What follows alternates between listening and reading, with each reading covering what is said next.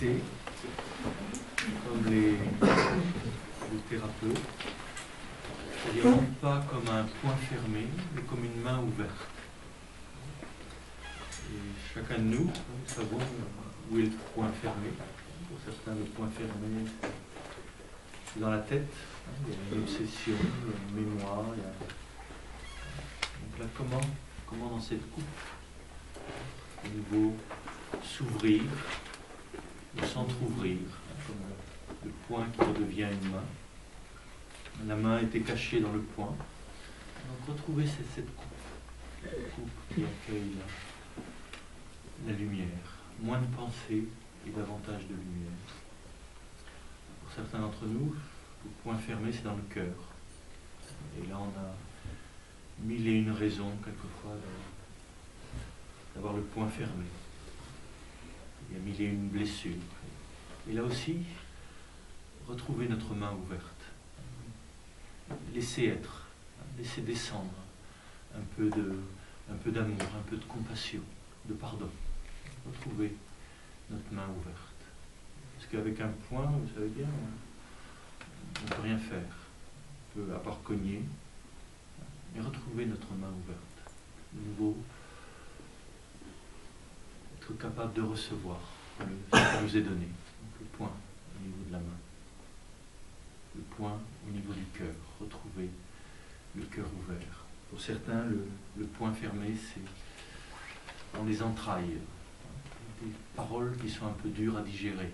Des mémoires. Et là aussi, patiemment, doucement, détendre le bassin. Laisser venir le souffle, nous guérir, nous apaiser. Respirer dans cette partie de nous-mêmes. Retrouver nos trois coupes, notre candélabre, notre menorah, qui accueille la lumière. Donc chacun dans la posture qui est juste pour lui, ni crispé, ni avachi, posture d'écoute, d'attention.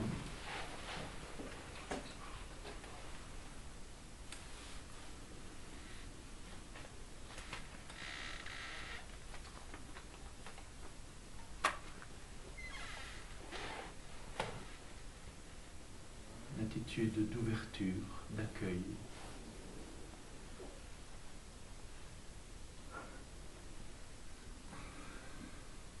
Et accueillir le trésor de l'instant,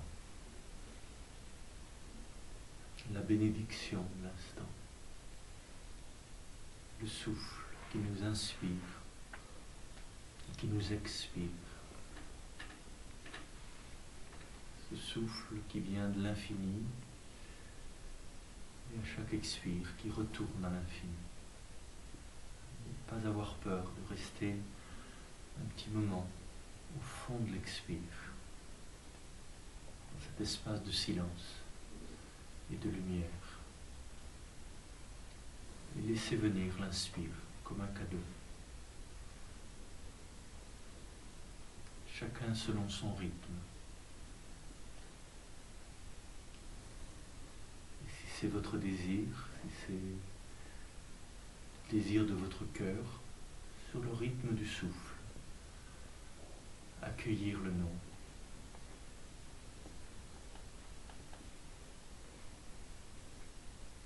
Et au cœur du nom, entrer dans ce pressentiment du réel, pressentiment de la présence, qui nous guérit, qui nous éclaire, qui nous pacifie.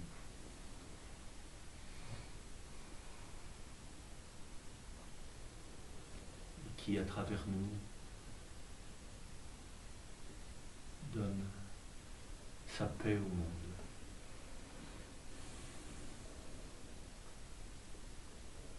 Laissez être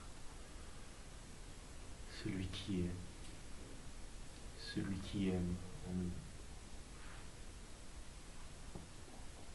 pour notre bien-être.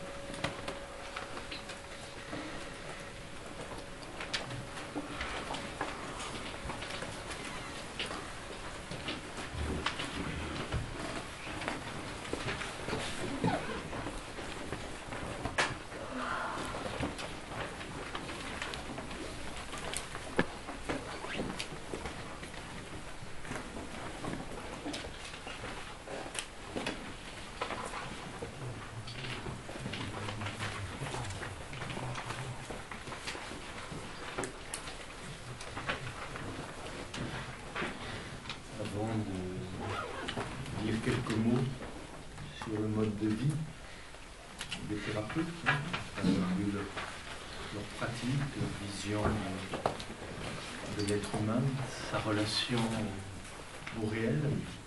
Plusieurs questions qui ont été posées par rapport à, je dirais, l'impuissance que le thérapeute peut connaître face à dans certaines situations, avec certaines personnes. Quoi faire avec cette impuissance, hein?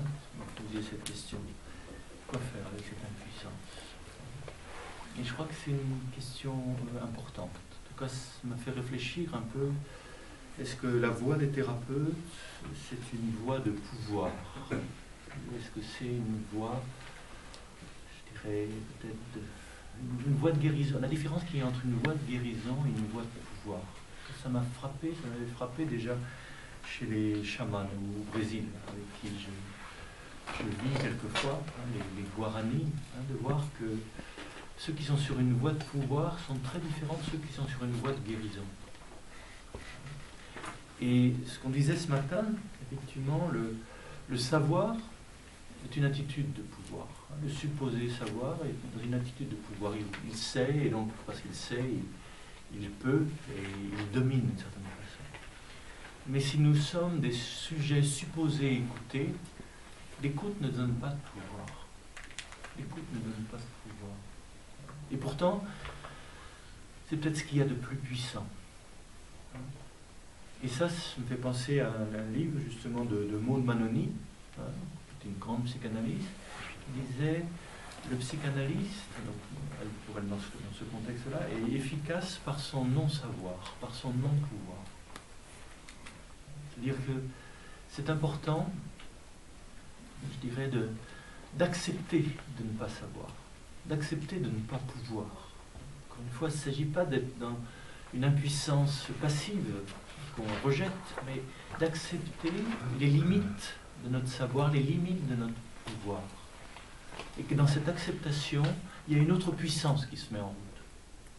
Le non-pouvoir est peut-être le chemin vers une autre puissance. Et en regardant, bon, évidemment, chaque question, je vais regarder...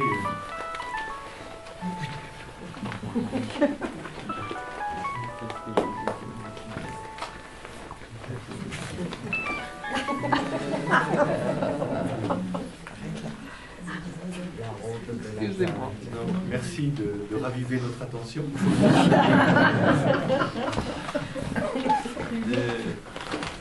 Donc, la question est le Christ en tant que thérapeute. Comment est-ce qu'il faisait? Et j'étais assez frappé en lisant, donc à chaque fois il faut relire l'Évangile en entier, et de voir qu'au début, surtout chez Saint Marc, que je relisais, au début, il chasse les démons. C'est un exorciste, c'est un thérapeute exorciste, c'est-à-dire le mal est en nous, il faut chasser. C'est un mauvais esprit, il faut le faire sortir. Il faut le faire sortir. Il y a des thérapies de type exorciste. Il faut que tu craches ta colère, il faut que tu la sortes, etc.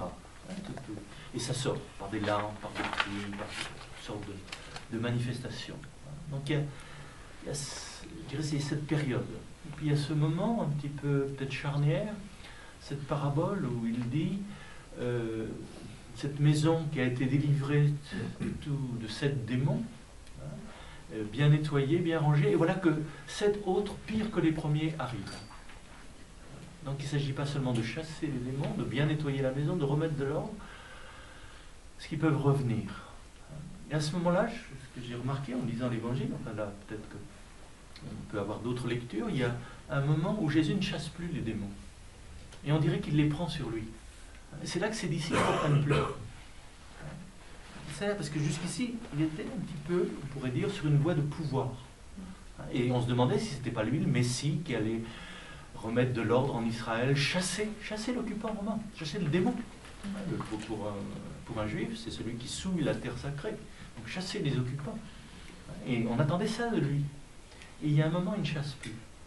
Ni les démons, ni l'occupant romain, ni donc les mauvais esprits.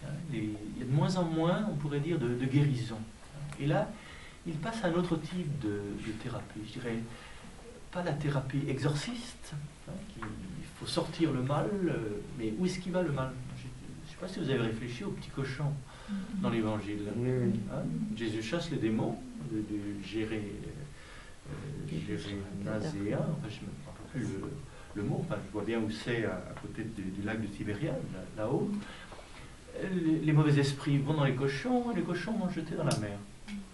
Ça ne m'étonnerait pas qu'ils sachent nager, qu'ils vont revenir, justement. C'est une question. Qu'est-ce qu'on fait de nos démons? Qu'est-ce qu'on fait de ces énergies, ces esprits qui nous habitent? On peut les sortir, mais où est-ce qu'ils vont aller? Et là, il y a un autre type de thérapie qui est une thérapie, justement, il s'agit d'intégrer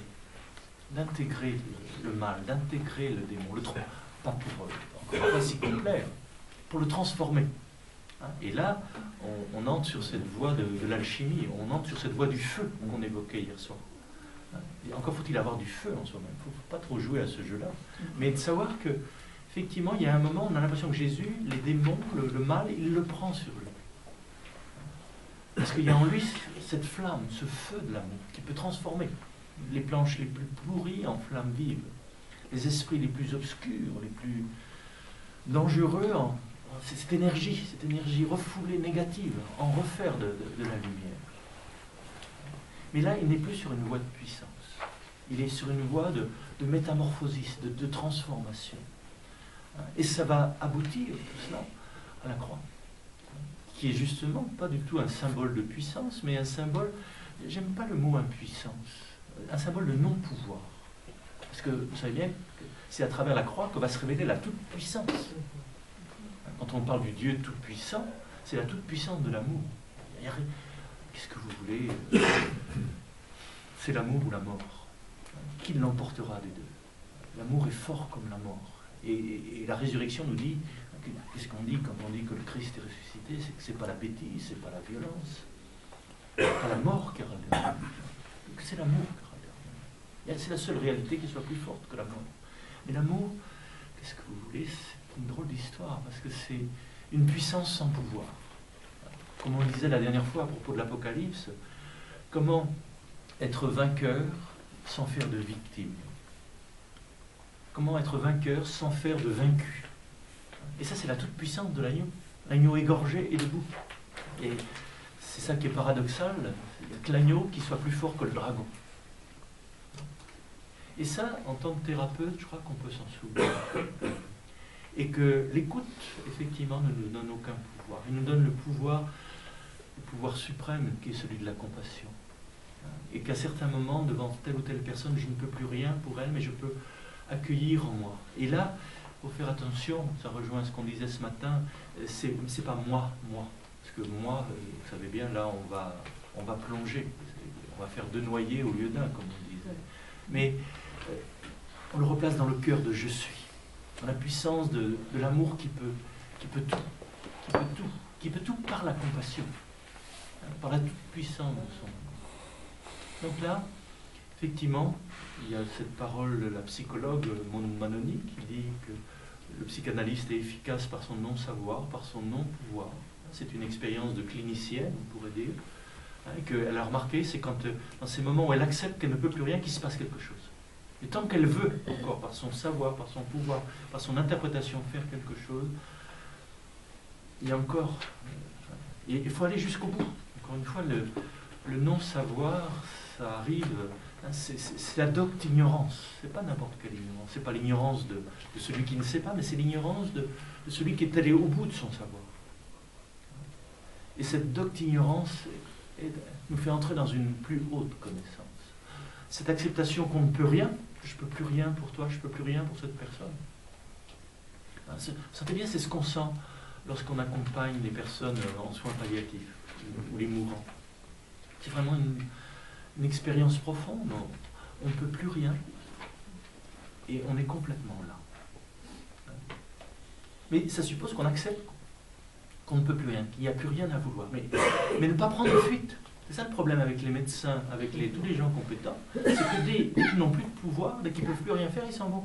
C'est pour ça que ceux qui restent auprès des mourants, les derniers personnes, c'est souvent des bénévoles, des personnes qui font le ménage, tout ça, c'est pas les gens compétents. Parce que là, la compétence ne sert à rien. La compétence, encore une fois, je ne nie absolument pas l'importance de la compétence. Mais devant certaines situations, nos compétences, ce qu'on a appris à l'école, ce qu'on a appris à l'université, ce qu'on a appris dans toutes les initiations qu'on a reçues, devant là, il n'y a plus rien. Mais ce n'est pas le moment de fuir, c'est le moment d'être. Il n'y a plus rien à faire, il y a à être. Et à être là, complètement là. Je suis complètement impuissant et je suis complètement là. Ça, je pense qu'on l'a tous vécu auprès de certaines personnes en fin de vie. Et l'acceptation de notre impuissance, il y a une autre puissance. Là, il y a une transfusion de sénérité. Je ne peux rien pour toi, je ne peux plus rien pour toi. Mais je suis là, je suis avec toi. Et à ce moment-là, il y a quelque chose qui se passe. C'est l'ordre de l'énergie, de l'inconscient, appelons ça comme on veut. Mais il y a quelque chose qui se passe. Et dans l'attitude du Christ, quand on voit je dirais, sa façon de pratiquer le soin de l'être, de ceux qu'il rencontre, que ce soit des malades physiques, des malades psychiques, comment il a le pouvoir, je dirais, d'exorciser la maladie, les mauvais esprits, et comment, à un certain moment, eh bien, il n'utilise plus ce pouvoir. Et il entre là dans la toute-puissance de l'amour, qui peut transformer, et qui peut transformer l'échec, parce que la croix, c'est aussi un symbole d'échec, et c'est à travers cet échec, ce non-pouvoir, que va se révéler la puissance de la résurrection, que l'amour est plus fort que la mort. Bon, peut-être d'une façon plus légère, je pense aussi à... Bon, c'est une histoire que vous connaissez sans doute, parce que c'est une histoire que nous racontait souvent Graf Durkheim, l'histoire de la chatte merveilleuse. Vous savez qu'on a tous un grand rat, un méchant rat dans notre vie, un rat redoutable. Donc il y avait ce village où il y avait vraiment un rat absolument pervers, absolument dégoûtant. Enfin, je n'entre pas dans les détails, mais même la nuit, il allait manger les yeux des enfants. Enfin, c'est quelque chose le mal. Et les gens du village se rassemblent en disant il faut absolument trouver le moyen de chasser cet animal dégoûtant et destructeur. Donc, on va faire appel aux médecins, aux thérapeutes qui peuvent nous délivrer, donc thérapeutes au niveau social, nous délivrer du mal. C'est toujours la question, qu'est-ce qu'on fait avec le mal? Qu'est-ce qu'on fait avec la méchanceté? Qu'est-ce qu'on fait avec la violence? Et là, arrive un chat, très connu, très musclé, très fort, qui a gagné à tous les combats. Tous les combats avec les rats, il a toujours été vainqueur. Toujours été vainqueur. Puis bon, quand on le voit, effectivement, ce genre de chat, ça, comme on dit, ça en jette. Il est grand, il est fort, et franchement, quand on le voit, on dit, le rat devant lui, il va prendre la fuite. Bien non. Bien non. Parce que, donc le combat n'est même pas engagé, et le rat lui saute dessus, lui prend l'oreille, et le pauvre chat roule dans la poussière. Le rat est beaucoup plus rapide. Bon. Ensuite, il y a un autre chat qui se présente en disant ce pauvre chat musclé, il n'a rien compris. Parce que avec ce genre d'animal, c'est pas avec la force musculaire qu'il faut s'y affronter. C'est avec la force psychologique, la force psychique. Bon, vous sentez bien, c'est le genre de chat hypnotiseur. Je vois le méchant de loin et... Donc, ne vous inquiétez pas, je vais me mettre dans un coin. Je vais lui diriger mon énergie, tout ça, ma force vers lui. Vous allez voir, ce rat, comme tous les rats que j'ai connus, il va s'écraser très rapidement. Donc il se met dans sa bonne posture, concentration, etc. Troisième œil, enfin tout est en marche. Mais bon, ce rat-là est plus malin. Et bien sûr, il ne le regarde pas en face, il ne fait pas cette erreur, il passe par derrière et hop, de nouveau, le coup, la veine jugulaire et le chat. C'est vraiment un rat redoutable, malin, intelligent comme peuvent l'être les rats. Troisième champion, tiens, pauvres amis, vous n'avez rien compris. Ni la puissance physique, ni la puissance psychique ne peut rien contre ce genre de rat. Il faut être encore plus malin, c'est-à-dire, là c'est le aikido, vous savez. Ce qu'il faut faire, c'est vous prenez sa violence, vous la prenez, vous lui rendez. Non. C'est pratique des arts martiaux et tout ça, vraiment un chat qui n'a pas l'air aussi musclé, aussi avec cet œil perçant de l'autre, mais bon, on sent que il est souple, enfin un beau félin. Voilà. Et de nouveau, non, ça va pas marcher. Parce que pour transformer la violence, il faut encore que la violence, je dirais, il faut qu'on la reçoive. Et ce chat-là, ce rat-là, plutôt, évite, justement, a vu le piège, et il a vu l'intention du chat qui est devant lui, et il va détourner cela, et de nouveau, ça va être l'échec. C'est-à-dire comme si l'intention de ce chat, pourtant très, très malin, très, très éduqué, effectivement, il y a plein de sagesse là-dedans, de prendre la violence de l'autre et de la retourner vers lui. Bon, mais la violence est toujours là, elle tourne, elle n'est pas transformée. Bon, ça ne marche pas. Quatrième. Et là, c'est vraiment pas un champion, c'est une vieille chatte. Une vieille chatte qui dit... une vieille chatte, donc rien de fantastique et tout ça, mais bon, ce que dit, bon, peut-être que je peux vous être utile, parce que les rats, bon, généralement, ça se passe bien avec eux. Peut-être qu'avec votre rat, peut-être ça peut se passer bien. Et voilà que cette vieille chatte, elle va se coucher auprès du trou du rat. Et puis le rat va sortir, bon, elle continue à dormir, elle ne fait même pas attention à la bête redoutable, et elle n'a pas peur, elle n'a pas d'intention. Et puis tout d'un coup, elle se lève, elle prend le rat, vous savez, par la nuque, comme ça, et puis bon, elle va le mettre au bord de la falaise et le jette en bas. Tout le monde est étonné, évidemment, mais qu'est-ce que vous avez fait? Qu'est-ce que vous avez fait? Là où tout le monde a fait des choses aussi magnifiques, pourquoi? Elle dit, moi, justement, j'ai rien fait. J'ai rien fait. C'est simplement, à un moment, ce chat m'a réveillé, je sentis qu'il n'était pas à sa place, donc je l'ai remis à sa place. Mais je n'avais pas d'intention. Vous sentez bien que ce n'est pas si simple que ça. C'est-à-dire que sa puissance, d'une certaine façon, ne vient pas d'une intention de vaincre. Les trois premiers chats, bon, vaincre par la force physique, vaincre par la force psychique, vaincre par la, je dirais, par la transformation de l'énergie, c'est encore une intention. Elle n'a pas d'intention.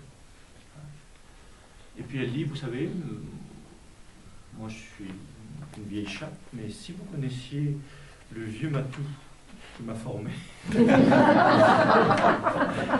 vieux Matou, lui il est sur son banc, et à la ronde, aucun rat n'apparaît. Le simple fait qu'il soit là, dans toute la région, il n'y a aucun rat qui est... Bon, c'est une histoire qu'aimait bien notre ami Graf Durkheim, mais je trouve qui est pleine de sagesse et qui rejoint votre question. C'est-à-dire que dans certains moments, eh bien, accepter de ne rien faire, de ne rien savoir, de ne rien pouvoir. Et que c'est dans ces moments-là, eh bien, que va s'éveiller en nous, je dirais, le pouvoir de l'autre. D'ailleurs, ce moment où, comme Jésus dit, non pas ma volonté, mais ta volonté. Je suis allé jusqu'au bout, j'ai aimé jusqu'au bout de mes forces. Maintenant, entre tes mains, je remets mon esprit. Entre tes mains, je remets mon pouvoir. Entre tes mains, je remets ma pratique de la thérapie. Entre tes mains, je remets tout mon savoir, tout ce que je sais. Et là, il y a une autre efficacité qui vient. Je crois que là, je dirais, c'était important de se le rappeler. Et là, le thérapeute n'est pas, encore une fois, un sujet supposé savoir, un sujet supposé pouvoir, supposé résoudre tous les problèmes. Mais il est supposé écouter, il est supposé aimer, accueillir cela. Et ressentir, alors c'est ça c'est vraiment le test du thérapeute, d'accepter son non-pouvoir. Qu'avec certaines personnes, on ne peut rien. Et tant qu'on n'accepte pas ça, je dirais, on ne les aide pas. Mais accepter que je ne peux rien pour toi. quelquefois de le dire, mais je suis là. Vous vous souvenez, la grande parole du thérapeute, c'est la parole de Dieu à Abraham. L'éclaira, va vers toi-même, je suis avec toi. C'est la parole de tout thérapeute. Le thérapeute ne va pas, je dirais, ne fait pas le chemin à la place de l'autre. On ne peut pas vivre les choses comme ça. C'est ça qui est... Parce que la souffre, quand on est auprès de quelqu'un qui souffre, je dirais, on n'est pas à sa place. Va vers toi-même. Mais je suis avec toi. C'est pas va-t'en. Laisse-moi tranquille. C'est pas va. Mais va vers toi-même. Je suis là. Je suis avec toi. Comment être à la fois complètement sans pouvoir et complètement là. Je crois que c'est peut-être la vie qui nous apprend ça. Mais dans ces moments-là, on est délivré. Et là, c'est mot pour mot, bien décrit chez les thérapeutes. On est délivré de la prétention d'être des thérapeutes. Quelle prétention? Encore une fois, les thérapeutes le répètent sans cesse, c'est pas nous qui guérissons, c'est la nature qui guérit. C'est Dieu qui guérit, c'est la vie qui guérit. Nous, on est là pour créer les meilleures conditions pour que cela arrive, pour que cela advienne, avec mes petites compétences. Et chacun, c'est important que chacun acquiert une compétence, que ce soit dans le domaine du massage, que ce soit dans le domaine d'une technique particulière. Mais ne fasse pas de cette compétence une idole, parce que devant certaines situations, ça ne va pas. Et ça, c'est cette blessure narcissique que tous les médecins peuvent ressentir. Je pense à ce que disait Freud le jour de la mort de sa fille. C'est une blessure narcissique irréparable. C'est une drôle d'expression. C'est-à-dire que là, tout d'un coup, il ressent qu'il n'est pas Dieu, qu'on n'y peut rien.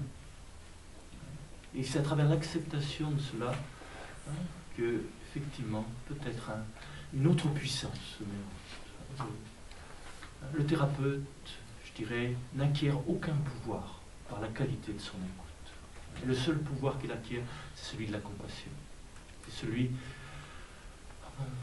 Vous allez dire, mais quel drôle de métier, si c'est la seule chose qu'on acquiert, c'est-à-dire de pâtir avec. Et là, faisons encore une fois attention, il ne s'agit pas seulement de souffrir avec. Encore une fois, d'être blessé.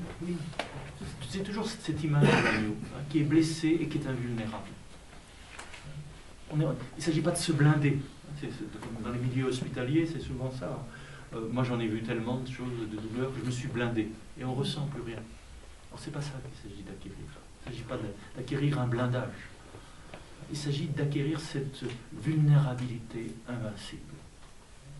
Et on ne connaît qu'une seule invincibilité, c'est celle de la compassion et de l'amour.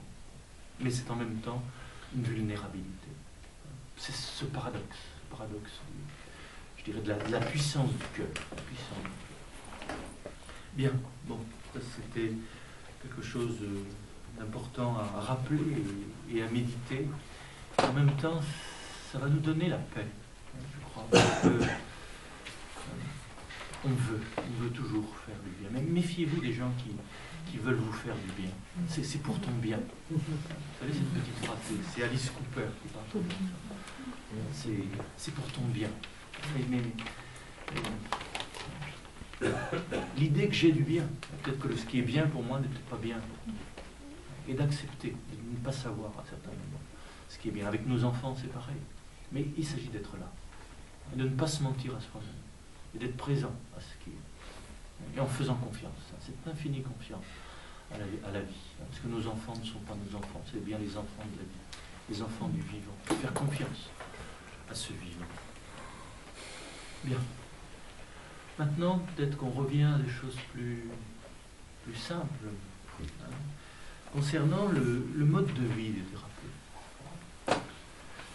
Je pourrais résumer leur mode de vie en disant que c'est un grand désencombrement. Et je crois que la vie spirituelle, c'est un grand désencombrement. Plus on avance, je crois, dans la vie spirituelle, je dirais, moins on devrait être encombré. Plus ça devrait devenir simple. Vous savez bien que ce n'est pas toujours le cas. Quelquefois, la religion, au lieu de nous simplifier la vie, ça nous complique la vie. Il y a des gens, on dirait que la vie spirituelle, au lieu de les simplifier, au lieu de les aérer, au lieu de les désencombrer, ça les remplit de, encore une fois, de notions, de tout un tas de choses qui compliquent la vie. Et ça, pour les thérapeutes, ils diront, ça c'est pas bon signe. Le signe qu'on pourrait, c'est que ça devient de plus en plus simple, de plus en plus subtil, de plus en plus discret. Comme on le disait ce matin, il y a du fantastique, il y a de l'extraordinaire, et ça, les traditions vous diraient que ça c'est bon pour les commençants. Quand on est au commencement d'une vie spirituelle, on a besoin de sentir, on a besoin d'éprouver, on a besoin de choses un petit peu fantastiques, et on a besoin de miracles. Et puis il arrive un moment où le miracle, c'est de respirer. Le miracle, c'est la vie. Le miracle, c'est d'être, c'est le miracle de l'être. Et tout est miracle. Tout est don, tout est grâce. Prenez-vous le chemin de Thérèse de Lisieux. À ce moment-là, tout est grâce. Tout est gratuit, tout est don. Le revers, vous savez, le revers de l'absurde, c'est la grâce. On peut dire ce qu'on dira devant certaines situations, tout est absurde. La cause, l'explication nous manque, donc tout est absurde. On peut dire tout est grâce, tout est don. Et là, il y a une conversion, un renversement à l'intérieur de nous-mêmes. Donc là, entrer dans ce désencombrement. Et ça commence pour les thérapeutes de façon très concrète, je dirais, au niveau matériel. Se désencombrer. Combien admirable, donc là je vous lis le texte de Philon, combien admirable la conduite des thérapeutes, préférant la magnanimité à la négligence, font don de leurs biens au lieu de les détruire.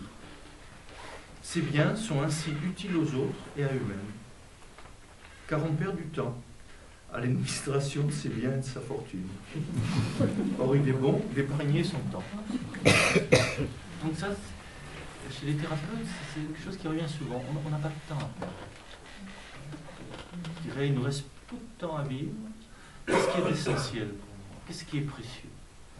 Et là, il y a un mot qu'on n'emploie plus beaucoup aujourd'hui, qui ne fait plus beaucoup partie de notre vocabulaire, la magnanimité. Il y a deux mots que j'aime bien chez les thérapeutes. L'équanimité. On l'évoquait hier soir. L'équanimité, c'est l'égalité d'âme. Avoir une âme égale devant tout ce qui nous arrive, d'agréable, de désagréable. Et ça aussi, c'est un bon test, de voir comment on réagit aux compliments et comment on réagit aux calomnies. Ça, c'est un bon test, pour savoir où en est l'ego, comme on dit.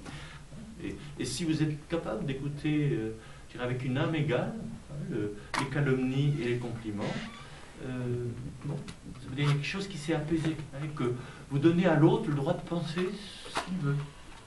L'autre a le droit de penser que vous êtes une crapule, que vous êtes un voleur, que vous êtes ceci, cela. Ça ne fait pas que vous êtes, pas du tout, il n'y a aucune complaisance.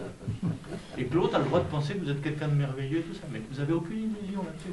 Vous n'avez aucune illusion. Et vous n'êtes ni la crapule qu'on croit, ni le saint, ni le sage qu'on croit. Vous êtes ce que vous êtes. Et c'est là la source de l'équanimité. Encore une fois, l'humilité, c'est la vérité. D'être ce qu'on est. Et l'humilité, c'est ni en rajouter au-dessus, ni en rajouter en dessous. C'est facile à dire, tout ça. Mais sentez bien, et que la vie à ce niveau-là, vraiment, la vie c'est notre grand maître. Ça manque pas les gens qui nous font des petites réflexions désagréables ou des petites réflexions très agréables. Et de garder l'esprit libre à l'égard de tout ça. L'équanimité. Et là, il y a encore quelque chose, je crois, de plus beau que l'équanimité, c'est la magnanimité. Avoir le cœur magnanime, le cœur grand. Le cœur grand. C'est pas voir les choses de haut. Ça, on trouve ça chez certains philosophes. Je pense à Pierre Hadot qui citait les stoïciens, justement, cette école qu'on a évoquée. Regardez les choses de haut. Voir les choses d'en haut, le point de vue du ciel.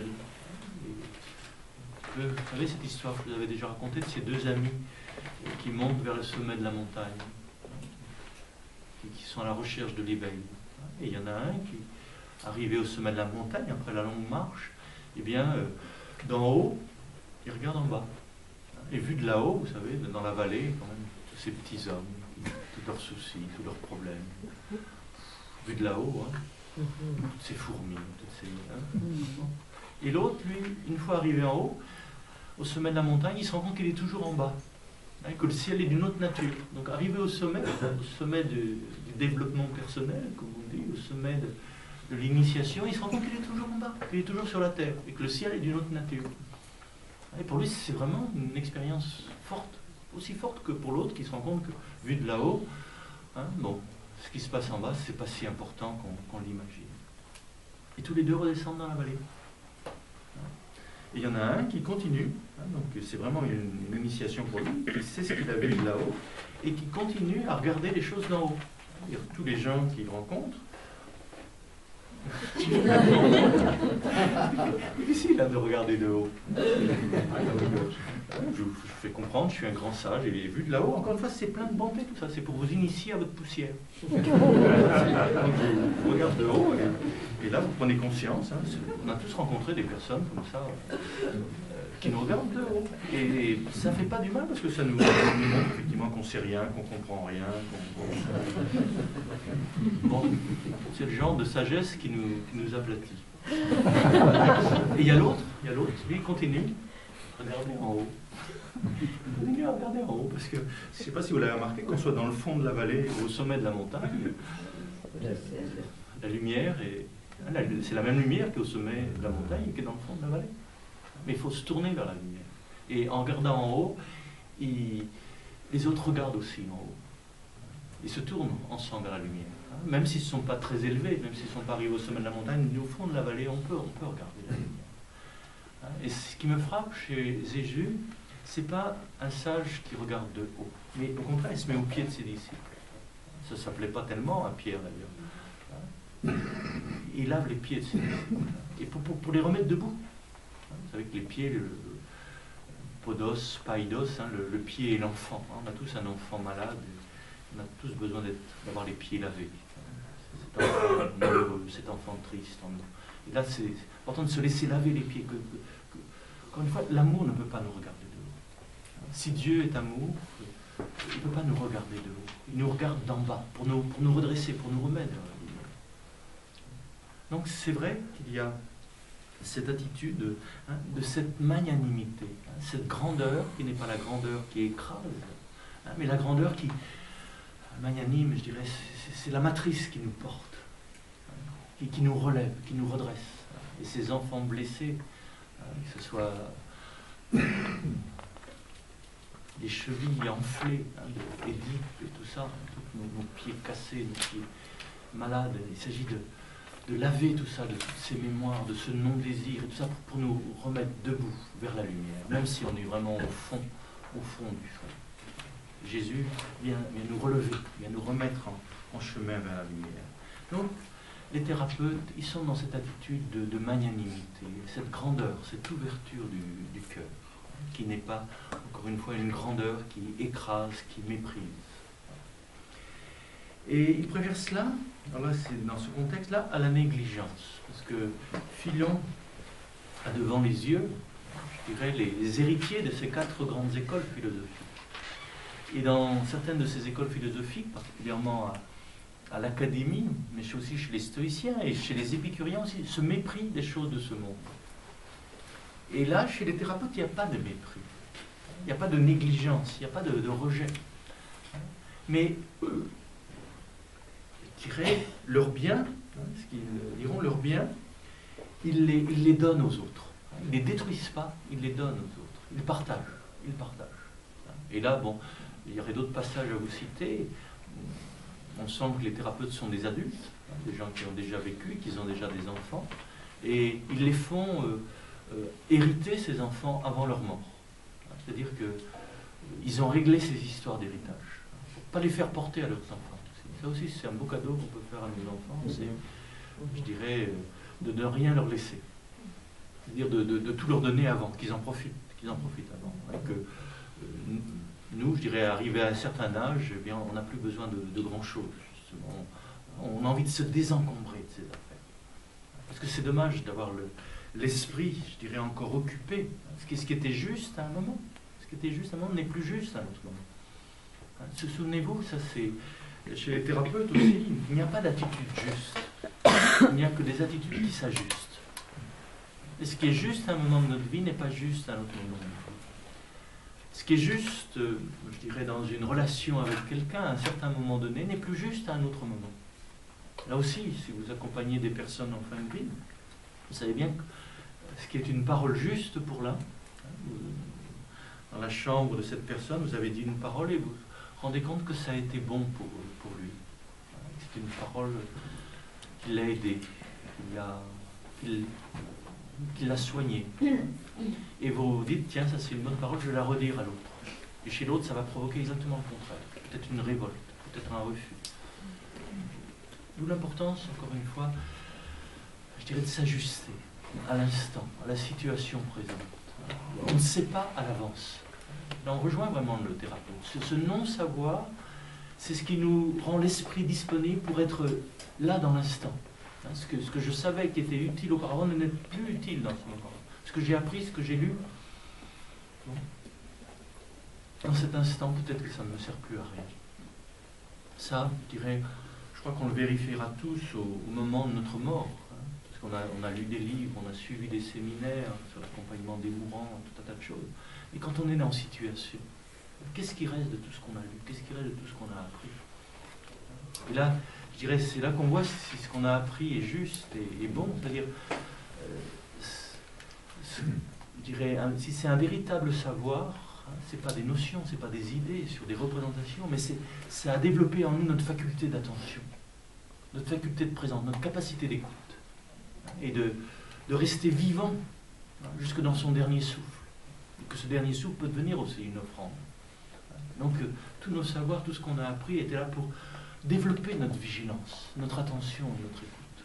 Mais le savoir accumulé, acquis, comme on dit, devant la situation, ne nous servira à rien.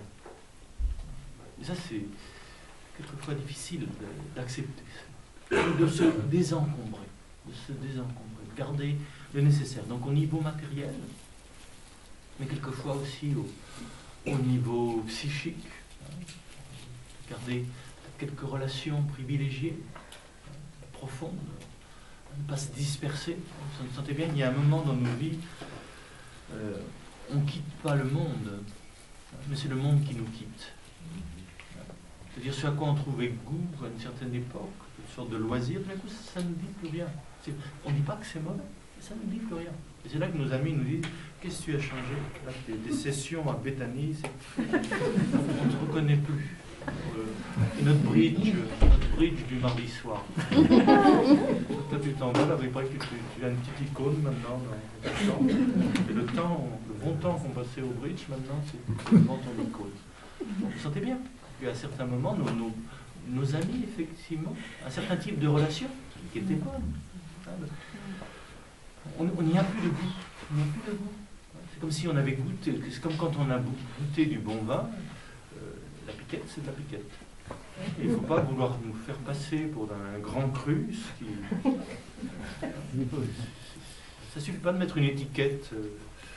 Enfin bon, vous connaissez ça. Mais parce qu'on a le goût d'autre chose. Et là, les thérapeutes vont même dire des choses un petit peu curieuses. Donc, ne pas s'encombrer, donner ce qui est utile aux autres, et ne garder que le nécessaire. Donc, concrètement, voir ce que cela peut vouloir dire pour nous. Et puis, il y a aussi, ni trop près, ni trop loin, avec les autres. On est là sur une voie du milieu. Les thérapeutes, c'est surtout pas une communauté fusionnelle. Mais en même temps, eh bien, il ne faut pas être trop séparés. Ainsi font-ils leur établissement, donc en dehors des murs, dans les jardins, ou dans des lieux écartés, parce qu'ils recherchent la solitude, non par misanthropie. Ce n'est pas des gens qui fuient le monde, qui fuient les autres, misanthropie farouche et délibérée, mais parce qu'ils savent qu'il est inutile et nuisible de se mêler à des gens de caractère trop dissemblables. De nouveau, on n'a pas de temps à perdre. Et que, il y a un moment, tant qu'il nous reste à vivre, eh bien, peut-être qu'il faut... Bon, vous me direz, là c'est pas encore l'évangile. On est bien chez les thérapeutes d'Alexandrie. Dans l'évangile, on dira de ne pas avoir peur, justement, d'être avec des gens dissemblables. Et plus l'altérité est grande et difficile, plus il faut d'amour, justement, pour être avec. Mais là, pour Philon, eh bien, on est bien dans une relation, je dirais, où on est sûr au moins de l'orientation de l'autre. Si on est ensemble, c'est qu'on a la même orientation. Parce qu'autrement, on perd notre énergie. Bon, il y a une sagesse, il ne faut pas le nier. Et qu'à certains moments, effectivement, on n'a pas de temps à perdre. Avec des personnes qui, effectivement, n'ont pas cette orientation, n'ont pas ce mouvement du cœur, cette ouverture du cœur. Et on n'a pas à vouloir les convaincre, ni à les convertir. Il s'agit d'être un petit peu sur la même longueur d'onde. Mais en même temps, Philon dit pas trop semblable non plus. Parce que si on est trop semblable, on s'endort. Si on pense la même chose, vous savez bien, on ne pense plus. Si tout le monde pense pareil, on ne pense plus. Donc je dirais, c'est bon qu'il y ait de temps en temps des conflits, des pensées diverses. Mais ça, c'est toute la question de la maturité. Être capable d'accueillir un avis contraire, non pas comme quelque chose qui nous tue, qui nous conteste, mais comme quelque chose de complémentaire. Ça, je vois dans la vie de communauté, c'est quelquefois difficile. Ou dans la vie de couple aussi. C'est bien que tu ne penses pas la même chose que moi. C'est peut-être bien que tu ne pries pas de la même façon que moi. On n'a pas les mêmes rythmes. Comme le disait Sri Aurobindo, la difficulté dans une relation, c'est l'accord des rythmes. Accorder nos rythmes. C'est pas facile. Il y en a qui sont du vif argent et d'autres, c'est un pied après l'autre. Enfin, c'est des rythmes différents. Et comment accorder nos rythmes? Et si on accorde ces rythmes, on danse. Je ralentis mon pas. Et tu viens me rejoindre. Et moi, je hâte mon pas pour rejoindre ton allure. Et là, vous sentez bien cet accord qui peut se trouver. Donc, ni trop semblable, ni trop dissemblable. Et comment s'accorder? Donc, le grand mot qui revient sans cesse, c'est nous sommes à la recherche de l'harmonie. Et l'harmonie, c'est toute une vie. Il faut toute une vie pour apprendre à aimer. Il faut toute une vie pour apprendre à se respecter. C'est pour ça que j'aime bien ce lieu de Jérusalem, parce que c'est le lieu, c'est vraiment un laboratoire de la biodiversité humaine. Rien que chez les chrétiens. Quand vous allez au lieu d'Anastasis, que les croisés ont appelé le Saint-Sépulcre, ça aussi, vous savez, ça change un petit peu l'ambiance. C'est important d'appeler l'Anastasis, parce que quand on va à Jérusalem, quand on est en pèlerinage, on va vers la résurrection, à travers l'épreuve, à travers la passion, à travers la croix, mais on va vers la résurrection. On ne va pas vers le sépulcre. On ne va pas vers la mort, comme si la mort avait le dernier mot. Donc c'est important de garder le nom premier, du premier millénaire, donc les croisés arrivent à Jérusalem, où c'était l'Anastasis, le lieu de la résurrection. On ne marche pas vers un sépulcre, on marche vers un tombeau ouvert, vers un tombeau vide. Et comme le dit l'ange, justement, il n'est pas ici, il est ressuscité.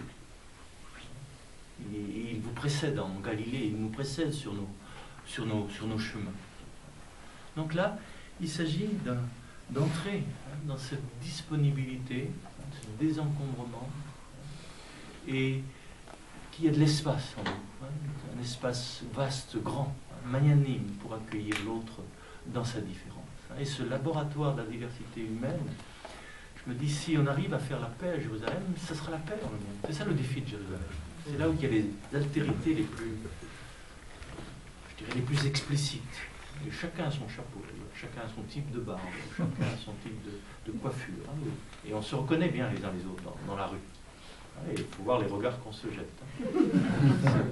C'est vraiment un défi. Et ça, c'est le défi pour nous faire entrer dans un mode d'unité plus haut.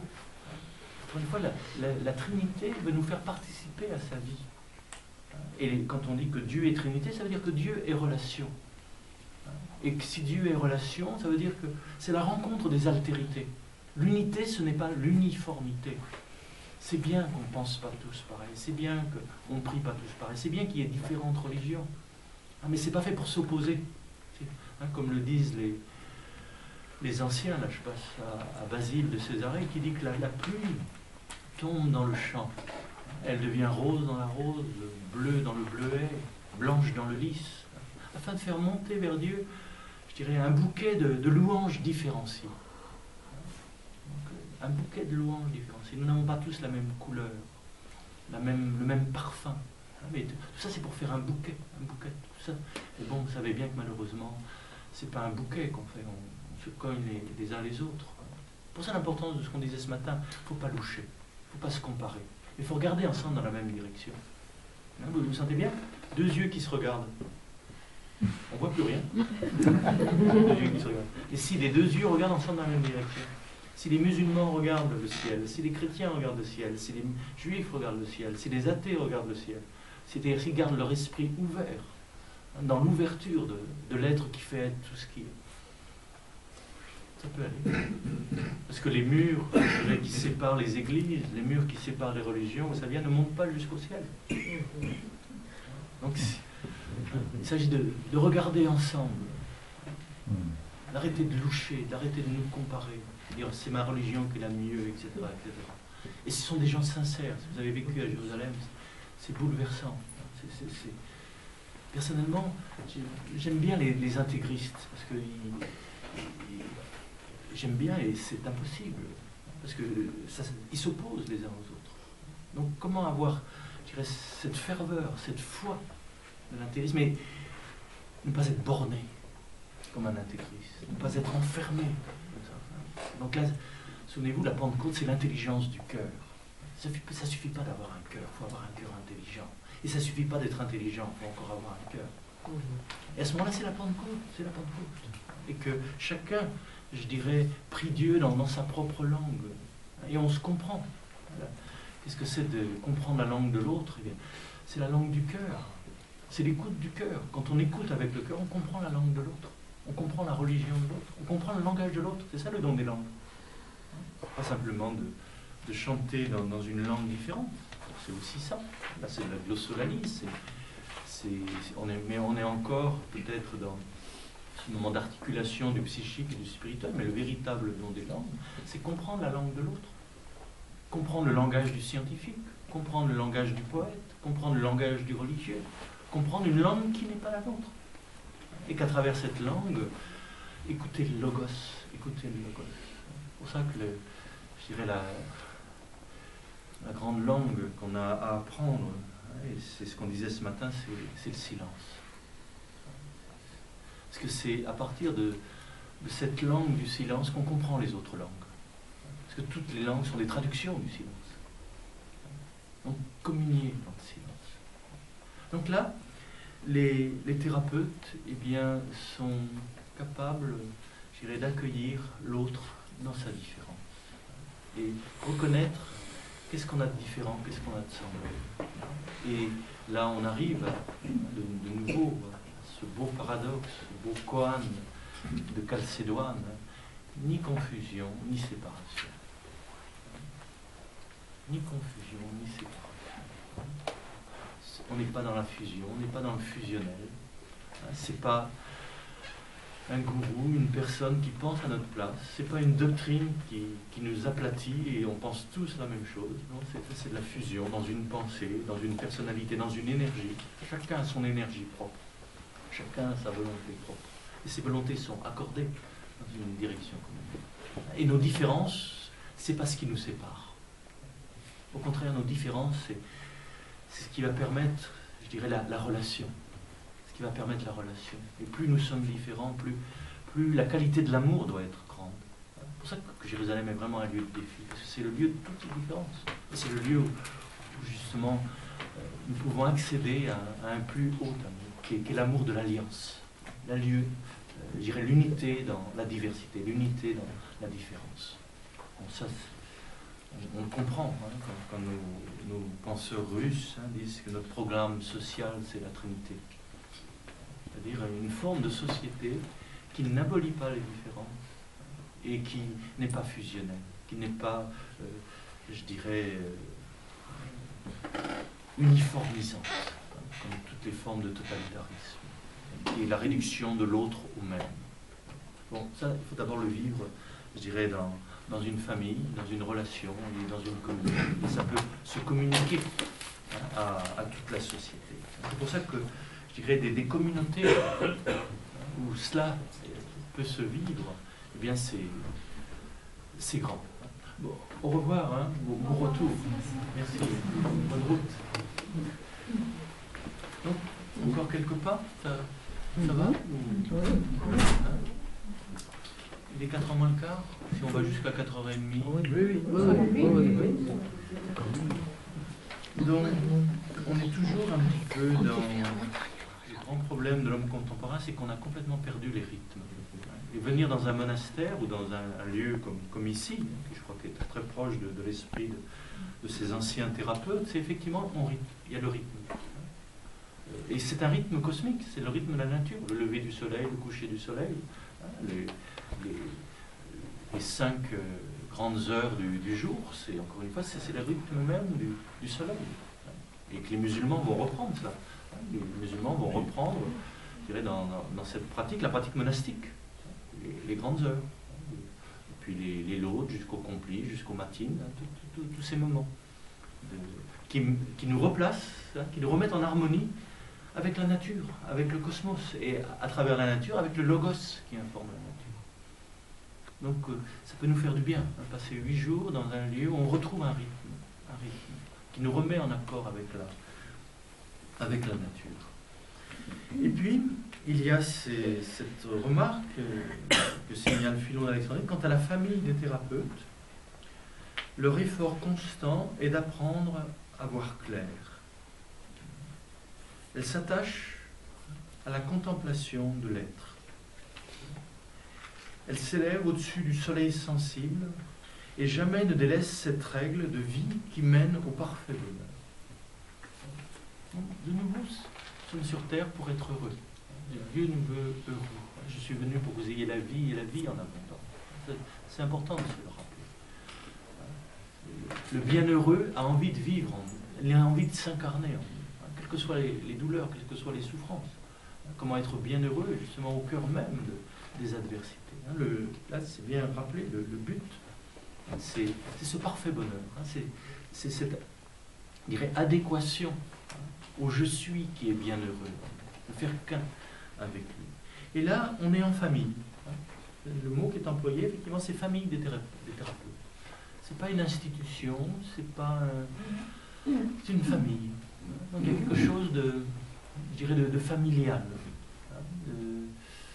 avec toutes les difficultés des histoires familiales. C'est-à-dire qu'il y a effectivement on participe à un même sang, à une même énergie, à une même présence. Mais ce qui nous rend familiers les uns aux autres, c'est notre effort constant pour voir clair. Ça, c'est voir clair. Et là, c'est la grande pratique. C'est une autre pratique dont on n'a pas encore suffisamment parlé. Je l'ai évoqué un petit peu ce matin. C'est la pratique de l'époké. Le mot époké, en grec, difficile à traduire. C'est la mise entre parenthèses. Si vous avez étudié la phénoménologie de Husserl et de ses continuateurs, on parle beaucoup aussi de l'époké. Et on s'inspire justement des anciens philosophes. Et c'est intéressant de voir comment Philon d'Alexandrie a pris cette pratique dans ces grandes écoles philosophiques que l'on a évoquées. Particulièrement aussi chez quelqu'un qu'on n'a pas évoqué, il s'appelle Pyrrhon, dont on a fait, je dirais, le fondateur de l'école des sceptiques. Donc c'est pas du tout ça. Pyrrhon ne doute absolument pas de tout. Pyrrhon s'étonne de tout. C'est ce qui est différent. Il s'étonne que les choses soient ce qu'elles sont. Et ce qu'il cherche, c'est à demeurer dans cet état d'étonnement. C'est-à-dire que quelquefois, notre façon d'expliquer les choses réduit les choses. De toute façon, comme on disait ce matin, notre saisie, c'est un état, l'époque, c'est un état de non-saisie. Au niveau pratique, c'est-à-dire je vois telle ou telle situation, et vous sentez bien tout de suite, je me projette. Apprendre à voir clair, c'est cette pratique dont on parle aussi chez les Jungiens, ce qu'on appelle le retrait des projections. C'est-à-dire que devant toute situation, qu'est-ce qui se passe? On se projette. On projette nos mémoires, notre passé, ce qu'on a vécu, agréable, désagréable. Et là, souvenez-vous, c'est bien décrit dans le texte de la Genèse, selon Maxime le Confesseur, l'arbre, la connaissance du bonheur et du malheur, la connaissance du bien et du mal. Pour Maxime le Confesseur, c'est l'arbre de la connaissance égocentrée. C'est-à-dire, je vois telle ou telle personne, tel ou tel événement, eh bien j'appelle ça bien ou j'appelle ça mal. J'appelle ça heureux ou malheureux. Ça me plaît ou ça ne me plaît pas. C'est-à-dire que l'ego, le petit moi, est le critère de vérité ou d'erreur, le critère de ce qui est bien et de ce qui est mal, de ce qui fait le bonheur, de ce qui fait le malheur. Hein, la vision égocentrique. Je vois les choses par rapport à moi. Et moi, c'est mon histoire, ce sont mes mémoires, c'est ce paquet de mémoires que je suis, que j'appelle moi. Donc il y a ce type de connaissance-là. Et à côté, il y a l'arbre de vie. Et Maxime dit, c'est l'arbre de la connaissance théocentrée. C'est-à-dire, je vois les choses non pas par rapport à moi, mais je vois les choses par rapport à l'être qui les fait être. Que cette personne me plaise ou ne me plaise pas, elle est ce qu'elle est. Et je vois les choses non pas en me projetant, mes mémoires, qui fait que, effectivement, je dirais cette personne est agréable ou désagréable, mais je la vois à partir de l'être qui l'a fait exister. Et la chute, c'est de passer de cette conscience théocentrée. Je vois les choses à partir de l'être qui fait être tout ce qui est, à cette connaissance égocentrée, où j'appelle ça bien ou j'appelle ça mal. Et j'appelle bien ce qui me plaît, j'appelle mal ce qui ne me plaît pas. Là, bon, pour parler peut-être un langage plus contemporain, je dirais, je vis dans la loi de l'attraction et de la répulsion. Observer, alors on est des thérapeutes, on est dans un observatoire. Observer ce qui nous attire, ce qui nous répugne. Attraction, répulsion. Nous sommes des humains à réaction. Des hommes à réaction. Pas à action. On agit très peu, très très peu. On réagit. On n'arrête pas de réagir. Positif, négatif. Attraction, répulsion. Et là, ce que vont apprendre les thérapeutes, bon, c'est une drôle d'école, donc apprendre à voir clair, à voir ce qui est, comme on disait ce matin, ce qui est, ce qui n'est pas, n'est pas. Et tout ce qu'on dit de plus, c'est du mental, c'est de la projection, justement. Donc il s'agit de retirer ces projections. Et là, ça va nous faire entrer dans un état de conscience un peu, pas étrange du tout, mais même très intéressant. Ni attraction, ni répulsion, ni indifférence. Essayez ça. Ni attraction, ni répulsion, ni indifférence. Parce que le problème, vous le savez bien, c'est je n'ai ni attraction ni répulsion, je m'en fous. Ça, c'est pas très thérapeutique. C'est pas très éveillé non plus. Non, ni attraction. Ça peut être très déprimé. Ni attraction ni répulsion. Vous sentez bien ces moments-là où on a été, plus rien ne m'attire, plus rien m'embauche. Vous sentez bien cette espèce d'indifférence, cette espèce de lassitude. Ça, il ne faut pas oublier, ni indifférence. Donc c'est un état d'attention, un état d'attention, de vigilance, de présence à ce qui est. Je ne suis pas emporté par mes attractions et par mes répulsions. Ce qui est. Et je suis bien vigilant, présent à ce qui est. Et je vois clair, apprendre à voir clair. Sortir de l'attraction, de la répulsion et de l'indifférence. Ni attraction, ni répulsion. Et je vois les choses. Je m'approche de cette vision des choses telles qu'elles sont. Et ça passe à travers cette pratique de l'époque. Je mets entre parenthèses mes jugements. Je mets entre parenthèses, mais ça me plaît pas. C'est bien, c'est mal. Ça c'est chouette, ça c'est dégoûtant. Tout ça, c'est bien, on n'arrête pas toute la journée. Que ce soit devant un aliment. Je pense toujours à ce moine au Mont Athos qui me disait tiens, regarde bien, tu vois le moine là dans le coin, il mange. C'est comme s'il mangeait des excréments. Regarde l'autre là qui est à côté, il mange des pois chiches. Et regarde celui-là qui est à côté, il mange du miel. Je dis à l'ancien, au père, mais je dis, mais excusez-moi, mais dans les 3 assiettes, qu'est-ce que je vois? Je vois des pois chiches. Il n'y a que des pois chiches dans chacune de ces assiettes. Et là, il me dit, oui, effectivement, regarde celui qui mange un peu ses excréments, c'est celui qui dit encore des pois chiches, toujours des pois chiches. J'en ai marre des pois chiches, j'en peux plus des pois chiches, c'est dégoûtant ces pois chiches. C'est vrai qu'il faut aller au moins chose. C'est pas toujours des bons pois chiches. Ces pois chiches dans l'huile, c'est tout un art, hein, mais quand c'est mal fait, c'est bon. L'autre, bon, les pois chiches, bon, c'est ce qu'on a à manger, et tant mieux. Il faut bien manger pour se nourrir, il y a des protéines, il y a tout ce qu'il faut. Il mange des pois chiches. Et l'autre, celui qui mange du miel, celui qui dit, je te bénis, mon Dieu, pour cette nourriture que tu donnes, pour que je puisse te louer, te bénir. Vous savez bien. Donc celui-là, il mange du miel. Bon, notre vie, c'est un pois chiche. C'est des pois chiches. Qu'est-ce qu'on fait avec ce qu'on a dans notre assiette? Qu'est-ce qu'on fait avec ce qu'on a dans notre vie? Et encore une fois, on ne choisit pas le menu.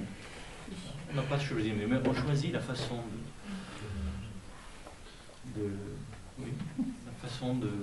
d'accueillir ce qu'il y a dans notre assiette. Et ça va avoir des conséquences sur la digestion. Des conséquences sur la digestion. La façon dont on prend les choses. Là, on revient. C'était bien qu'on n'a pas quitté les thérapeutes. Consommer ou communier. Rendre grâce, rendre grâce. Maudire ou bénir. Dire du bien. Dire une bonne parole sur ce qui nous arrive. Et dire même une bonne parole sur ce qui ne nous plaît pas. Sur ce qui nous arrive de douloureux. Parce que c'est la seule façon d'en être libre. Si on maudit ce qui nous arrive, on devient esclave de ce qui nous arrive. On devient esclave, le pois chiche nous domine. Il nous empoisonne la vie. Et si on le bénit, eh bien, encore une fois, on le remet à sa place. Et on en tire la substantifique moins, on en tire le meilleur, justement. Donc, ce sont des exemples qui peuvent vous sembler un peu ridicules, mais notre vie, c'est ça. Qu'est-ce qu'on fait avec ce qu'il y a dans notre assiette? Qu'est-ce qu'on fait avec les événements qui nous arrivent, qu'on n'a pas choisis? Comment passer d'une vie subie à une vie choisie? C'est la question. C'est la question. Consommer ou communier, passer d'une vie subie à une vie choisie. Je choisis ce qui m'arrive. Bon, ça, vous me direz, les stoïciens le disaient aussi. Je choisis ce qui m'arrive. Parce que c'est avec ce qui m'arrive, encore une fois, que je vais grandir. En conscience et en amour. Bon, apprendre à voir clair et à reconnaître, non seulement voir clair les poquets, le recul, le retrait des projections, mais aussi une vision éclairante. Une vision éclairante, c'est-à-dire que le regard est créateur. Alors là, on est vraiment dans la physique quantique. Je reviens d'un grand congrès de scientifiques à Sao Paulo. Il y avait Amit Goswami, donc un grand physicien, qui rappelait les bases de la physique quantique, c'est-à-dire que c'est l'importance de l'observateur. Le principe d'incertitude de Heisenberg, c'est-à-dire notre façon de regarder les choses modifie les choses. Notre regard est créateur. Notre façon de regarder les choses, notre façon d'écouter les choses, notre façon d'être là, c'est ça qui change le monde. On ne peut pas changer ce qui arrive, mais on peut changer notre façon. Et c'est créateur. C'est intéressant que ce soit des physiciens qui le disent. Ce pas des mystiques, ce pas des poètes. Mais c'est pour ça qu'on ne connaît rien d'aucune chose, puisque notre regard modifie les choses. Nos instruments de perception modifient les choses. C'est pour ça qu'aujourd'hui, les scientifiques deviennent de plus en plus humbles, parce que, effectivement, ce qu'on décrit, ce n'est pas la réalité, c'est ce que nos instruments en font de la réalité. C'est le découpage. Le découpage dans l'unique réel, dans l'un de cette réalité. Donc, veillez à notre façon de regarder les choses. Et là, c'est important pour un thérapeute, notre façon de regarder la personne qu'on accompagne. Et là, faire attention aussi aux paroles qu'on dit, aux pensées qu'on dit. Souvent dans une chambre d'hôpital, on entend la pensée quelquefois du médecin. Oh, ça va très bien, ne vous en faites pas. Pauvre type, il en a pour 2 jours. Vous sentez bien ce double langage. Et ça, il faut faire attention, ça rend fou. C'est le double bind, le double langage. Vous savez, c'est comme quand on était aussi dans les bras de notre mère. Mon petit chéri, je t'adore, je t'aime, je t'aime, je t'aime. L'autre langage, la pensée disait, mais tu m'empoisonnes la vie, ça suffit. Et l'enfant entend les deux. Et ça crée la confusion lui-même. Mais auprès des mourants, la confusion dans laquelle meurent quelquefois certaines personnes, c'est lié à l'entourage, où on tient ce double langage. Mais vous en faites pas, ça va aller mieux, tout va bien, etc. Vous en avez... Oui, c'est un mauvais moment à passer. Et puis dans le fond, on entend, tu n'en as plus pour longtemps. Vous sentez bien en disant le diagnostic. Comment avoir l'attitude juste, de savoir dire à quelqu'un, effectivement, bon, c'est toute notre question, comment dire à quelqu'un la vérité. Il s'agit de dire la vérité, parce que le corps connaît la vérité. Mais comment la dire? Comment la dire? Comment ne pas enfermer la personne dans le diagnostic? Bien sûr, vous avez un cancer, et d'après ce que l'on sait, eh bien, effectivement, peut-être qu'il n'a plus pour très longtemps, mais on ne sait pas. On ne sait pas. On ne sait pas. On ne sait jamais. On ne sait jamais. C'est très important de savoir qu'on ne sait pas. C'est là que vraiment l'éducation, enfin, je n'emploie le mot éducation, la formation des médecins devrait être aussi une formation à la sagesse. C'est-à-dire la formation au non-savoir, qui est l'ultime sagesse. On ne sait pas tout. Et que les choses peuvent changer, et que les miracles, ça existe. Et des miracles, encore une fois, de la nature. Vous savez bien que la façon dont on prend sa maladie, vous avez les mêmes symptômes dans des chambres proches les unes des autres, vous savez que cette maladie va complètement évoluer différemment selon la personne, selon sa façon de prendre sa maladie. Bon, ce sont des choses qui sont évidentes, mais bon, qu'on a tendance quelquefois à oublier quand on est dans le milieu, c'est pas facile. Donc, apprendre à voir clair, ce qui est, ce qui n'est pas, n'est pas. Le retrait des projections. Métanoïété, se souvenir de ça. Passe au-delà du mental, passe au-delà de tes projections, passe au-delà de tes jugements. Et laisse être ce qui est, avec le cœur soit présent. Ce qui est là. Bon, il y aurait encore d'autres passages à citer. Dire que dans chaque habitation, par exemple, dans chaque petite maison, il y a un sanctuaire, donc là pour méditer les Écritures. Il y a aussi un lieu où il s'agit d'être attentif à nos songes. Je l'évoquais ce matin, à propos du livre des songes, du livre de la nuit. Philon a écrit plus de 4 livres sur les songes et l'interprétation des songes. Là aussi, le Logos nous parle à travers ces enseignements. Et quelquefois, il y a des songes signifiants. Il y a des songes qui résistent à l'interprétation. C'est-à-dire que l'interprétation de notre psy qui nous dit ça veut dire ceci, ça veut dire cela. Il y a quelque chose en nous qui dit non. Il y a des songes qu'on comprend après avoir vécu, qu'on comprend quelquefois à la fin de notre vie. C'était des songes qui nous guidaient, qui nous avertissaient. Donc être à l'écoute des songes. Le livre de la nuit nous parle. En sachant que là aussi, cette vie il faut bien distinguer les rêves et les songes. Les rêves, bon, c'est l'inconscient personnel. Il y a quelquefois aussi du collectif. Vous vous souvenez, dans les anciennes tribus ou dans les anciens villages, il y a celui qui rêve pour la communauté. Il arrive qu'on reçoit des rêves, c'est pas pour nous. C'est les prophètes qui reçoivent une vision, un rêve qui n'est pas pour eux, qui est pour la communauté. Et c'est pas facile d'aller dire aux autres quelquefois ce qu'on a reçu dans un rêve, dans une vision. Souvenez-vous, tous les prophètes, il y a très peu de prophètes qui sont contents d'être prophètes. Parce que ce qu'ils ont à dire n'est pas toujours facile. Il y en a parmi vous qui pourraient en témoigner. Pourtant, bon, vous sentez bien, cette parole, si on ne la dit pas, elle nous brûle, elle nous consume. Elle est à être donnée. Donc, quelquefois, pour certains, c'est à travers les songes que le Logos nous parle. Et donc, ça, c'était vraiment pris en considération. En sachant, comme on le disait ce matin, que c'est un songe qui peut préparer un autre songe. Mais ce que je ne disais pas ce matin, c'est que pour les thérapeutes, ils se préparent vers le soir. Il faut, avant de se livrer au sommeil, éviter les conversations, éloigner les agitations et les bruits de la journée, purifier son intelligence troublée, se rendre calme et propre à recevoir des rêves salutaires. Des rêves salutaires, des rêves qui guérissent. Bon, peut-être qu'on peut s'en souvenir pour nous ce soir. On a une maladie, on a une question. Bon, pendant tout ce week-end, il y a des questions qui sont venues. Et là, je dirais d'interroger notre maître intérieur. Interroger l'ange qui nous guide, ou le Christ, ou la présence qui est notre lumière et notre vie. Et lui poser notre question. Donc, dans le calme. Et de savoir que, d'après les thérapeutes, eh bien, quelquefois, le maître intérieur, le thérapeute intérieur, va nous parler à travers un songe. Ça peut arriver.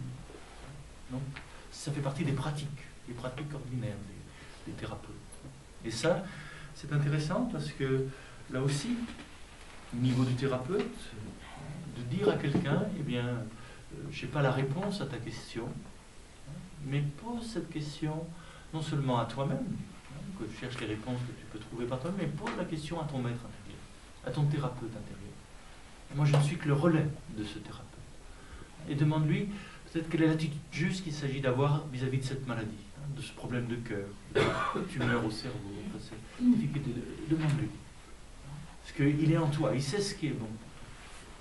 Donc, se préparer à des rêves salutaires, à des songes qui guérissent.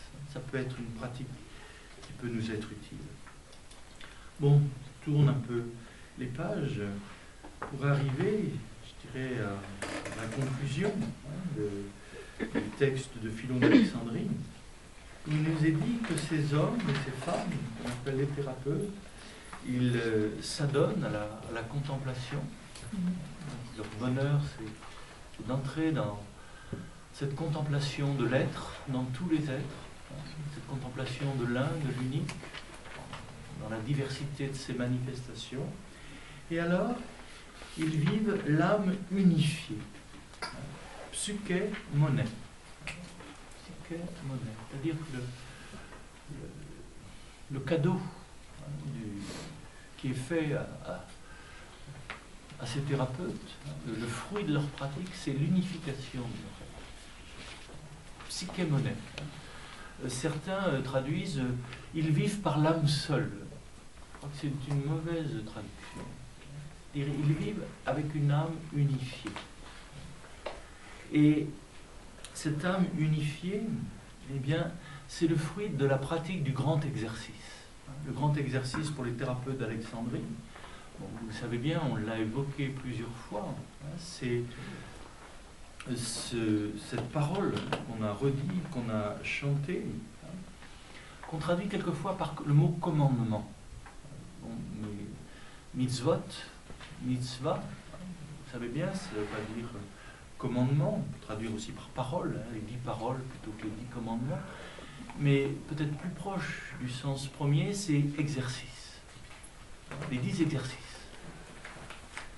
Et souvenez-vous, encore une fois, on a les paroles, mais on n'a pas la musique.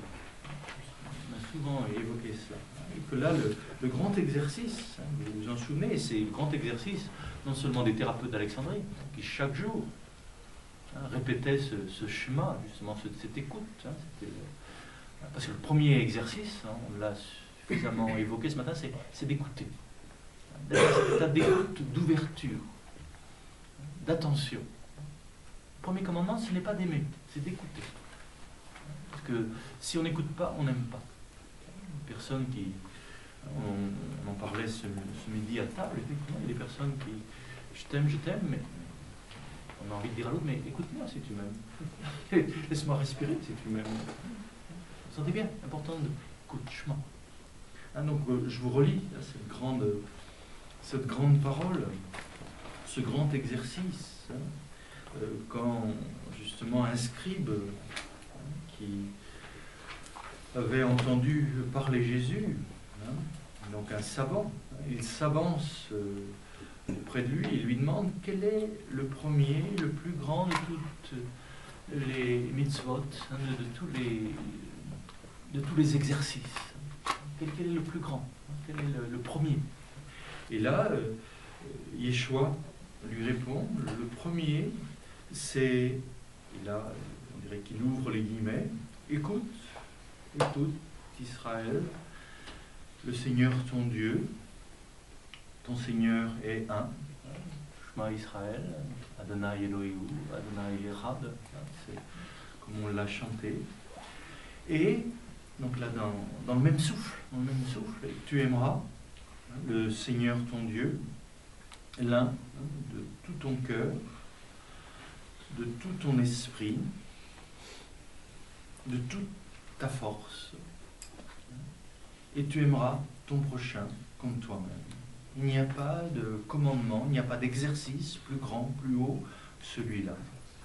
Et le scribe lui répond, fort bien, Rabbi, maître, tu as raison de dire qu'il est un, l'unique, et qu'il n'y a pas d'autre que lui, et que l'aimer de tout son cœur, de toutes ses forces, de toute son intelligence, et d'aimer son prochain comme soi-même, c'est là le premier et le plus grand des exercices, et que ça vaut tous les holocaustes et tous les sacrifices.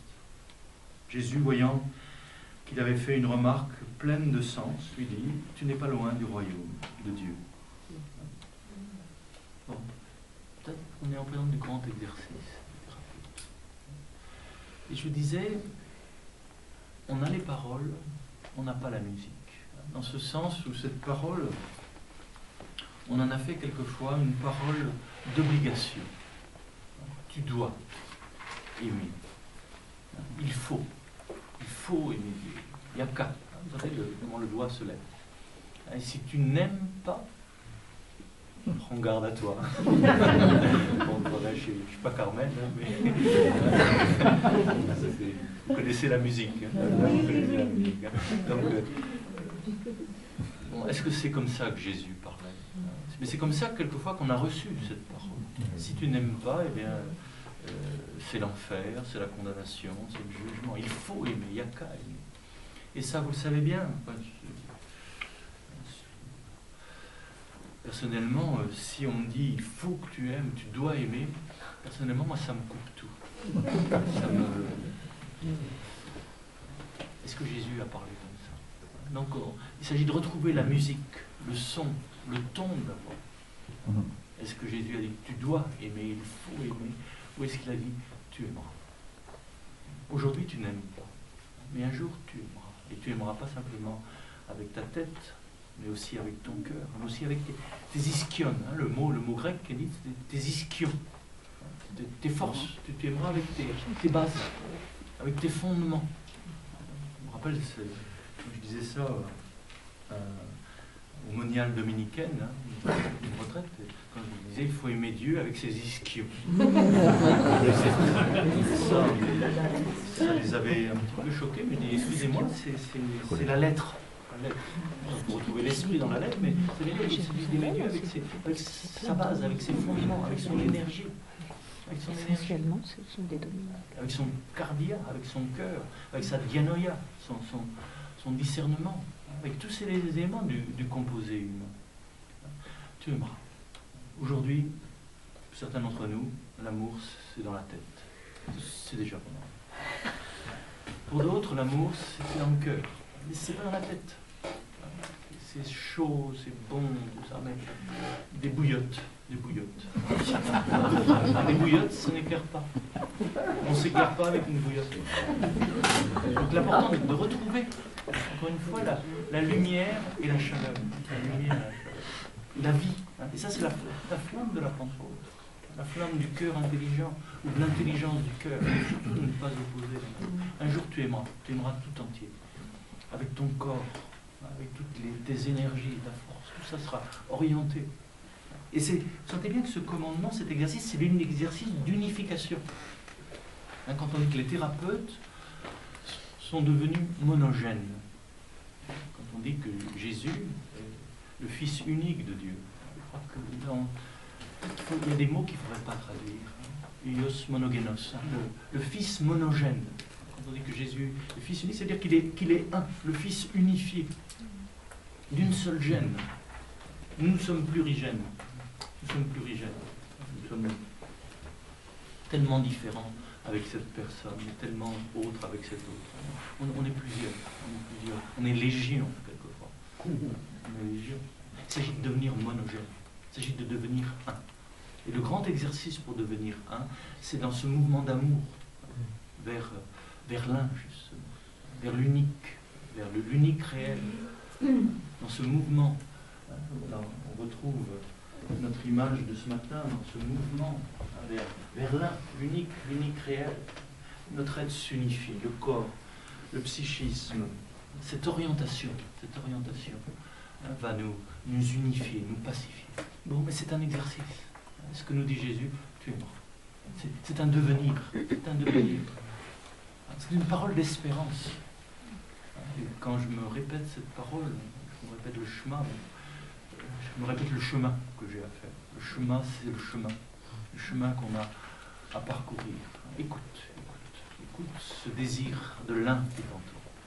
Ce désir d'unification, ce désir de l'hésikia, ce désir de la paix, ce désir de la shalom qui est en nous. Écoute ça. Et chaque jour, on apprend à être un peu plus aimant. Et que c'est une attitude du corps, c'est une attitude de patience, c'est une attitude de réceptivité. C'est dans le cœur, et c'est dans l'intelligence qui essaye de voir clair, qui essaye de ne pas projeter son mental, ses mémoires, ses attractions, ses répulsions, petit à petit. Et à ce moment-là, on entre aussi dans le deuxième exercice. Tu aimeras ton prochain comme toi-même. Tu reconnaîtras. Encore une fois, Dieu ne l'a jamais vu. Et si tu veux le connaître, eh bien, exerce-toi. Encore une fois, c'est un exercice à reconnaître, je dirais, le même dans l'autre. C'est-à-dire la même présence, la même vie. En ce moment, qu'est-ce que vous voulez? C'est le même souffle. C'est le même souffle qui nous habite. On a des couleurs de peau différentes, mais on est tous de couleur sang. Notre sang a la même couleur. Notre souffle a la même couleur. Nous sommes tous de l'Adama, nous sommes tous des glaiseux, des bouseux. Et là, c'est un chapitre que j'ai oublié de vous citer. Pour les thérapeutes, le grand apprentissage, c'est d'apprendre l'humilité. L'humilité, c'est apprendre l'humanité. Humus, humain, c'est le même mot. Encore une fois, l'humilité, c'est la vérité de notre condition. Nous sommes de l'humus, nous sommes de la glaise habitée par le souffle.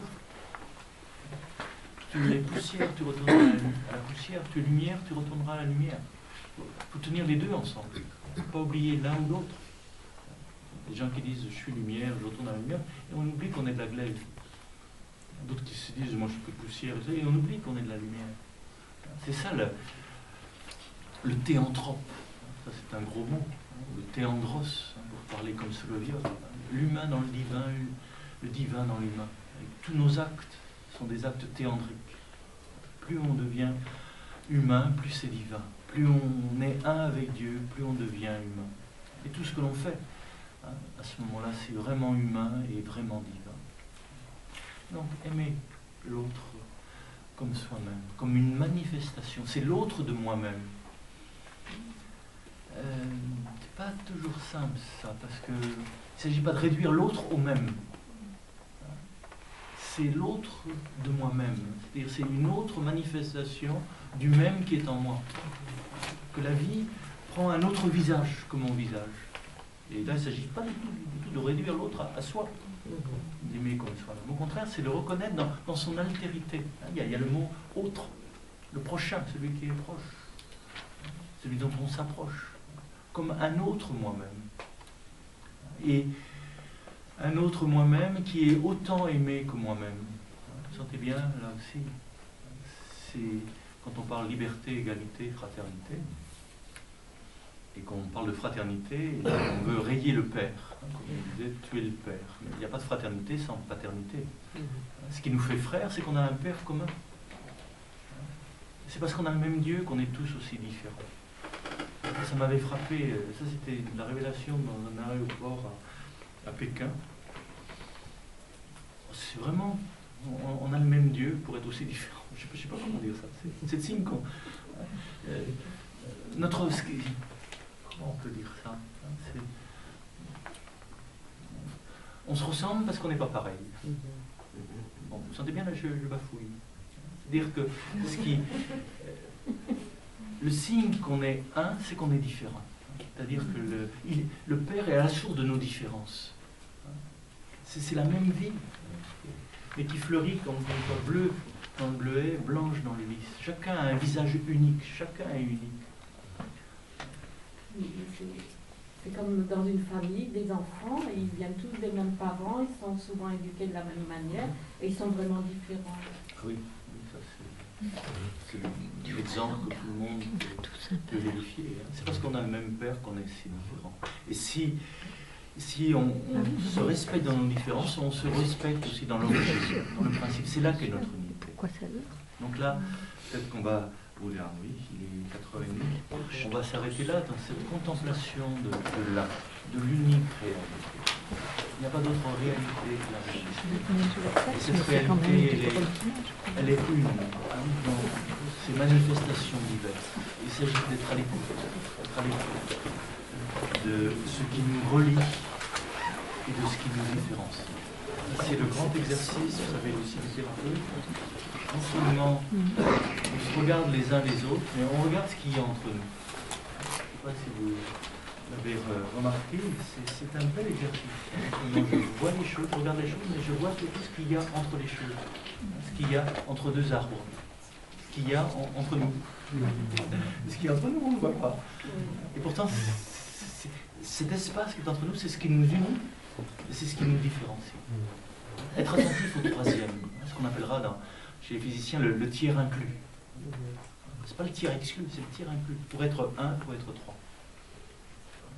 Pour être un, il faut être trois. Il y a toi, il y a moi et il y a celui qui est entre nous. Donc c'est peut-être le moment de diriger notre regard vers celui qui est entre nous. Tellement silencieux, tellement discret, qui nous écoute. Qui nous écoute, peut-être avec un certain sourire. Parce que tout ce qu'on dit de lui, c'est un peu lui. Mais il est tellement plus que tout ce qu'on peut en dire. Mais il est là, il est donc en nous et entre nous. Sentir ce souffle qui circule entre nous, qui nous donne de respirer chacun à notre rythme. Sentir cette vie, une qui circule dans nos veines, qui fait battre notre cœur. Et là aussi, chacun a son rythme.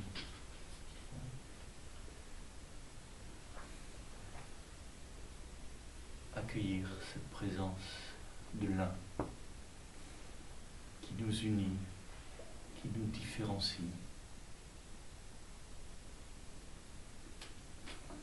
qui nous sort de nos fusions, de nos séparations. C'est le moment pour nous d'entrer là où il est.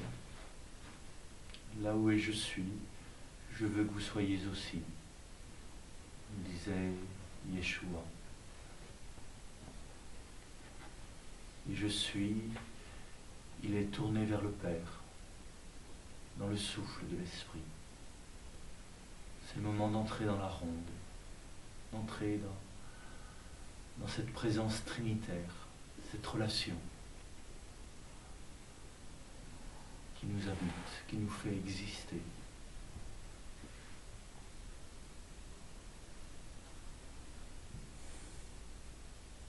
Et entendre cette parole qui nous est adressée, là où nous en sommes, avec notre difficulté à être simple, à être désencombré, à voir clair. Notre difficulté à accepter ce qui est, non pour s'y complaire, mais pour réintroduire de la conscience et de l'amour.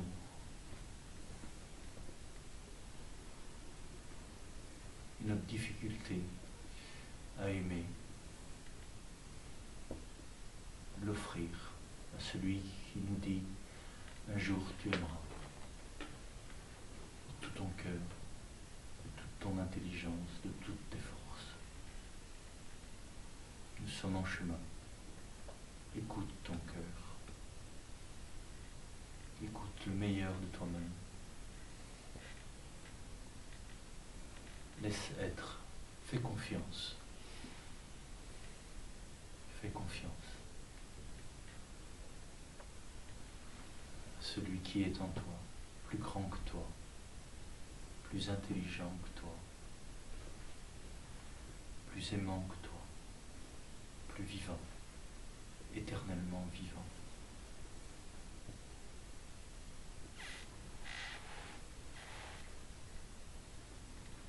Pour le bien-être de tout.